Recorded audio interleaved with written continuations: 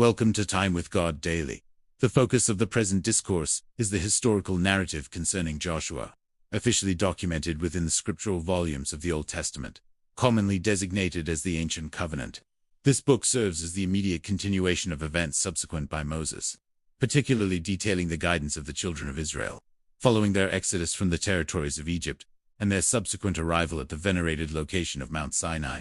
A hush settled over the wilderness, as the memory of Moses faded like footprints in sand, and the people felt the weight of an ending, even as a beginning stirred before them.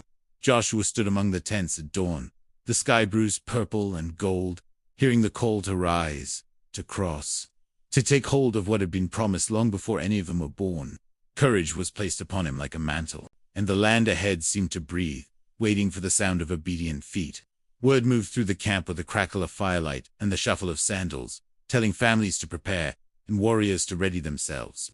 The tribes who had already received land pledged their strength to their brothers, swearing that none would rest until all had a home. Loyalty tightened the people together, a living chain forged not by iron but by memory and trust. In the shadow of Jericho's walls, two figures slipped through narrow streets where torches flickered and voices murmured behind shuttered windows. They found refuge in the house of a woman who had heard the stories and believed them, whose fear turned into resolve as she chose life over silence. A scarlet cord hung against the night air, thin as a thread, yet heavy with hope. Morning broke over the Jordan in a rush of wind and birdsong, and the river ran wild with spring waters. Priests stepped forward carrying the ark, and when their feet touched the current, the river drew back upon itself as if commanded by an unseen hand. The people crossed on dry ground, the sound of thousands of footsteps echoing between walls of water like thunder restrained. Stones were lifted from the riverbed and carried to the far shore, heavy and cold in the hands of men who knew they would become memory made solid. Camp was set at Gilgal, where the sharpness of flint and the pain of obedience marked a generation anew. That night they ate the food of the land, and the manna ceased, as if the wilderness itself had released them. Joshua walked alone near Jericho when the air sharpened, and a figure stood before him, radiant and unmoved, sword drawn in stillness. The question of allegiance dissolved as the ground itself became holy, and Joshua bowed with his face to the dust. Authority did not shout or rush, but waited, vast and calm, until Joshua rose strengthened. The march around Jericho began in silence, the rhythm of feet, and the low call of horns circling walls that seemed eternal. Dust clung to skin and garments as days passed, each circuit a quiet act of faith under the watchful eyes of stone towers. On the seventh day the sound broke open, a shout rising with the horns, and the walls collapsed like breath, leaving a body. Smoke and rubble filled the air as the city fell, yet one house remained standing, marked by the red thread that fluttered against broken stone. Mercy moved through destruction, sparing those who had chosen faith when fear ruled the streets. The victory was sharp and complete, and its weight settled deeply into the hearts of the people. At Ai, confidence stumbled into defeat, and the sound of retreat cut through the camp like a blade. Joshua tore his garments and knelt in dust, learning that hidden disobedience can weaken even the strong.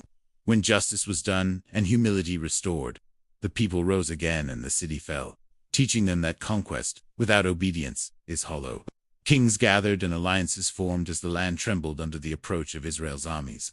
On a wide plain beneath a burning sky, battle raged from dawn toward dusk, and desperation lifted Joshua's voice in command. The day stretched beyond its natural end, light lingering until victory was secured and silence returned. Campaign followed campaign, hills and valleys changing hands as strongholds yielded one by one. The people learned the sound of victory and the cost of marching, the long nights by firelight and the brief mornings of rest. Through it all, they believed they were not alone, that a greater hand moved before them. When the fighting ceased, the land was measured and divided, fields and streams assigned to families who had known only tents and travel.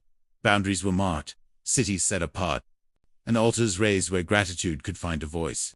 Settlement replaced wandering, and the soil itself seemed to welcome them. Joshua gathered the people once more, his voice steady though years had bent his frame. He spoke of the journey, of deliverance and patience, of promises kept despite fear and failure. Choice stood before them like a crossroads, and they answered with resolve. In the quiet of his final days, Joshua looked upon the land now filled with life and laughter. He had walked it first as a spy, then as a servant, and finally as a leader, bearing the weight of a nation's hope. When he was laid to rest, the story did not end, but settled into the ground like seed. The land breathed beneath the stars, carrying the memory of crossing waters, falling walls, and steadfast faith. What had been promised had been given, not without struggle, but with purpose. And the echo of that journey lingered, calling each new generation to remember, to choose, and to walk forward in trust. If you absolutely enjoyed this deep dive into the Bible, seriously, you gotta smash that like button.